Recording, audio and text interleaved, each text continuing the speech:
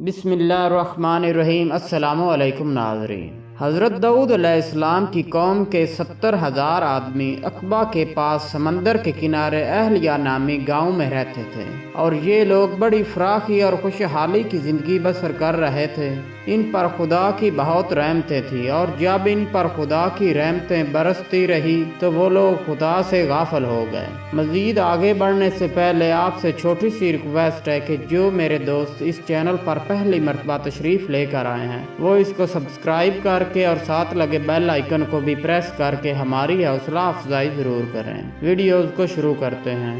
اور اپنی دنیا میں مکن ہو گئے، اللہ تعالیٰ نے ان لوگوں کا اس طرح امتحان لیا کہ ہفتے کے دن مچھلی کا شکار ان لوگوں پر حرام فرما دیا گیا، اور ہفتے کے باقی دنوں میں شکار حلال فرما دیا گیا، مگر اس طرح ان لوگوں کو آزمائش میں مبتلا فرما دیا گیا۔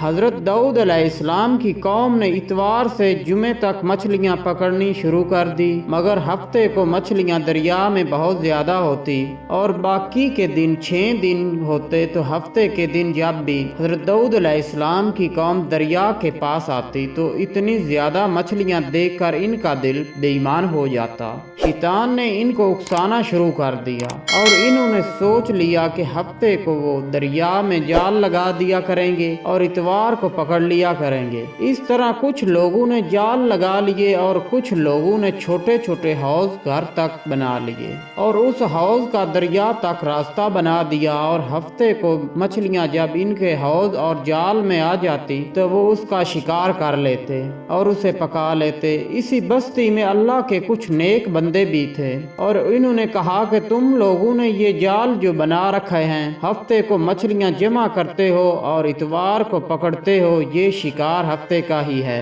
اور تم پر اللہ کا عذاب ہوگا۔ تم لوگ گناہ کرنے سے باز نہیں آئے۔ حالانکہ وہ ہنسنے لگے اور کہنے لگے، ہمارا جو مرضی ہے وہ ہم کریں گے۔ اس بستی میں 3 قسم کے گروہ تھے، ایک وہ جو اس کے گناہ کی شروعات کر چکے تھے، اور دوسرے وہ جو ان کی اصلاح کرتے تھے، اور تیسرے وہ جو اللہ سے ڈرتے تھے۔ جن کو اللہ کے خوف تھا انہوں نے سوچ لیا تھا کہ وہ ان کے ساتھ نہیں رہیں گے۔ انہوں نے بستی کے درمیان اینٹوں سے دیوار بنانا شروع کر دی، اور اسی بستی کو 2 حصوں میں تقسیم کر دیا گیا، اور ایک طرف وہ لوگ تھے جن کو اللہ کا ڈر تھا، اور دوسری طرف وہ لوگ تھے وہ جو اللہ کے ڈر سے بے خوف ہو چکے تھے اور گناہ کرتے جا رہے تھے۔